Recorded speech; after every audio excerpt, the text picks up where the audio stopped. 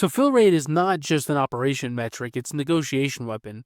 And so when a supplier consistently falls below target, you either renegotiate terms, demand, priority for the shipments, or diversify your sourcing strategy. And so data removes the emotion and turns performance conversations into actual leverage. And so that's what I want to show here. What we're going to create is a simple heat map, and we're going to have a little target changing cell to where everything will change as you change the value here. And so we have a data set here. And if you want this data set, there's a link to download it, or you can just shoot me an email, and I'll give you my email here at the end. And so the only thing we really need is the PO date, when you made the order, and then also the ordered quantity and the received quantity. If you have these three columns, because we are doing this by a supplier, you need the supplier column as well. And so this data set's pretty basic, PO. It's just, a spreadsheet with a row of all the POs, how much did you order? How much did you get? So if you have that, you can even do cost. It's a different KPI, but you could do a cost analysis. So in other words, what's the average cost of filters by supplier? And you probably want to do that at the SKU level. You could also do the parts category, but it could be multiple types of filters. Okay, so the only thing we have to do with this data set is we just need to strip out the month, meaning what was the end day of the month you made the purchase. And the reason for that is for whenever we build the heat map. And so I'll show you how to do that. It's pretty straightforward. It's just the EOMONTH function. So EO end of month. And then of the PO date, comma 0. So you want to use 0 because that's going to give you the end of the month that the cell is on. If you do 1, then it'll give you the end of February. If you do 2, it'll give you the end of March, so on and so forth. And so we have it here. It's just formatted as a number, but it's a date. So that's it to get started. And so I'll delete this because we already have it here. And so here what we're going to do is we need a unique list of what we just did. And we want it sequential, meaning, we want January 25, February 25, March 25, so on and so forth. And this is 2 years of data. And so the way we can do that, I'll just type in month here. And the way we can do that is with the unique function. So equals unique. And then this isn't a table, so you don't want to highlight the column X. You want to highlight the month. So you see how the mouse sort of changes before it highlights the column? So just do that. And what you'll notice is that it's not, equals X. Like if you click here, it's equals XX, right? But we want to click here because now you can see it's in the table. And that's what we want, because now that we know the name of the table is TBL, which you can change the name here. But now that we know that, we don't have to go back to the data to write our formulas. And I'll show you what I mean. So I'm also going to, you see how the little lines around? It's because it's still the dynamic array. And so I'm going to highlight it, press Control C, and then Control Shift V. Okay, so going back, because this is the last time I'm going to go to this data set for now. We know that the name of the column is supplier. We know it's ordered quantity. We know it's received quantity. And we know it's month, right? And so by knowing that, we can do all the formulas here. So the next thing is we want a unique list of the suppliers across the row. So we can do equals unique table supplier. And now we have it, in the column. And so the next thing is I want to sort this alphabetically. So we'll wrap the unique function with the sort function like this. And then now I want it across the row and not in the columns.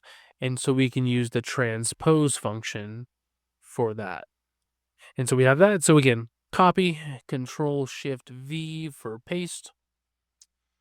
Okay, now so let's walk through the math here. So what we want to get the fill rate it's pretty simple. How many items did we order? How many did we receive, right? Divide the two. But we need to, add 2 layers of complexity here. One is how many did we order from carrier in January, right? Versus how many did we receive from carrier in January. And so the way we do that is we sum the received quantity for carrier January and divided by the ordered quantity for carrier January, right? So SUMIFS, with SUMIFS, the first argument is what value. You can see the sum range. What value are you trying to sum? And here we want the received quantity, right? That's the numerator of the equation. And then we need to break out, get all of the other variables. So the month, and that's going to be here, comma, and then the supplier, which is going to be here, right? So that's the numerator, and then now we need the denominator, but it's going to be super easy because we already have everything. The only thing that's going to change is the column that we're summing. So instead of received quantity, we just want to change this to ordered quantity. And now you have the fraction, right? Okay, so next I want to drag this over and drag it down, but what you'll notice is that I can't. And the reason is because this is what's called relative referencing. And so you can see here, it's B3 and C3 or C2, but whenever I drag it down here, C2 becomes C3. So we don't want that. As we drag it left to right, we don't want this to change, and we do want this to change. As we drag it top to bottom, we do not want the supplier to change, but we do want the date to change. And so you'll see here that it's red in C3, but you can sort of see behind here the blue, and that's what we want. So we have to lock the cells. And so anywhere you see the column, put the $ before the column to lock the column. Right? The letters are columns in Excel, right? And the rows are numbers. You would never say, column 2, it would be row 2. You would never say, row B, it would be, row 2. And so here, just do the $ in the middle. Oh, what? And then you're good. But now you need to copy and paste it across. If you drag it down, it works. But if you drag it across, the table headings or the table's changing, right? Received quantity becomes backward quantity. And that's just the nature of tables. But if you copy and then paste, everything works as expected. Okay, so now we're just going to do 2 more little things with the overall. And with overall, we're going to do it by the month level and then by the supplier level. And so for the supplier, all we have to do in this formula is we have to take out the date, right? Because we don't want to filter by date. We want to sum overall by supplier. So anywhere you see the date criteria, just delete that here and then here. And make sure you see how there's 2 commas? Make sure to delete one of them. And then again, copy and paste this over. Don't drag it over. With this one, you can actually drag it down because the columns won't change. So same thing here. The only difference is we don't care now about the supplier. We care about the month. So I'm going to take this out to get the supplier, or to remove the supplier. And then same thing here. I'm going to delete this, and we have that. And you can just double click this down. And yeah, so that's pretty much it. So the final thing is, how do we create that changing cell, right? That dynamic cell. So say 95%. So anything that is below 95%, we want to highlight this. So I'm going to highlight everything, hold down the control key, and then go to home, conditional formatting, highlight cells less than, and then click the 95. And you can see here, now you have a dynamic changing cell. But one thing is, if you share this with your team and you want to have, something that'll tell them like the target, then you need to format things a little bit differently. Because if you do it like this, what's going to happen is everything's going to break. And the reasoning is because this is text. Excel reads this as text as to where it doesn't, these are numbers. Like you can't compare text to a number, right? And the way you can tell is equals this, +1, and you get an error.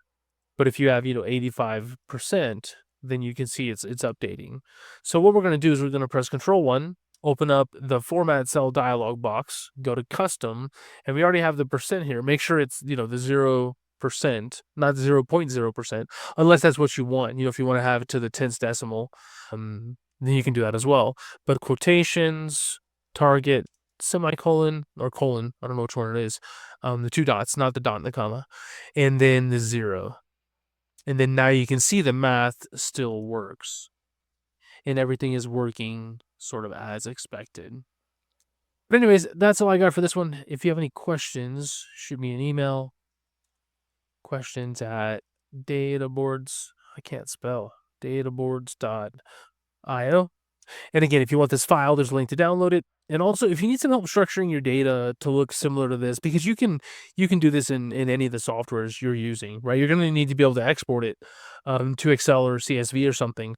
But to recreate this is pretty straightforward in Service Titan, whatever software you're using, because I've done this for HVAC clients, so I know it's possible.